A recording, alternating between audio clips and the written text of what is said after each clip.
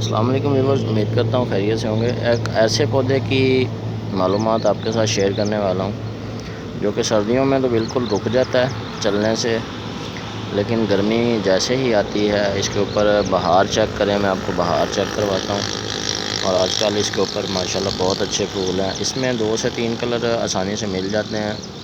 एक्ज़ोरा के नाम से इसको जाना जाता है और गर्मियों में बेहतरीन फूल देता है। तो आप इस पौधे को अपने गार्डन में ज़रूर लगाएंगे। तो चलिए मैं आपको दिखाता हूँ इस पौधे का व्यू।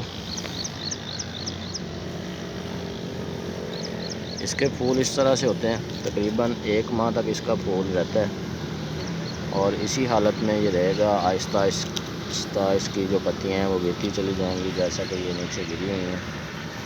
इतना ज़्यादा पानी भी नहीं इसको दिया गया, सिर्फ सर्दी में कोहरे की वजह से थोड़ा डिस्टर्ब होता है और गर्मियों में माशाल्लाह इसकी आजकल की जो ग्रोथ है वो आप चेक कर लें।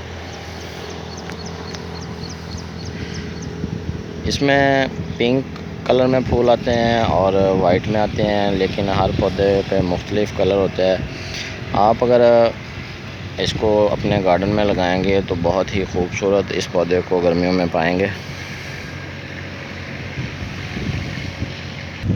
इस तरह मैं अक्सर प्रूनिंग पे बात करता हूँ। ठीक इसी तरह किसी भी पौधे की टाइम से अगर प्रूनिंग कर दी जाए तो वो अपने मौसम में, अपने आने अच्छे दिनों में जो उसके दिन होते हैं फूल उठाने के, वो बेहतरीन फूल उठाता है।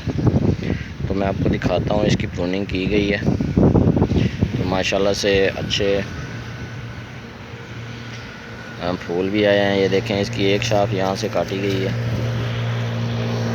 तो इसने 4 से 5 शाखें निकाली हैं और इस तरह का एक गुलदस्ता बना लिया है। तो सर्दियां जैसे ही ख़त्म होती हैं इसकी प्रूनिंग कर दी जाती है और गर्मियां जैसे ही स्टार्ट होती हैं तो इसके ऊपर नई नई शाखें निकलती हैं और फूल आना शुरू हो जाते हैं।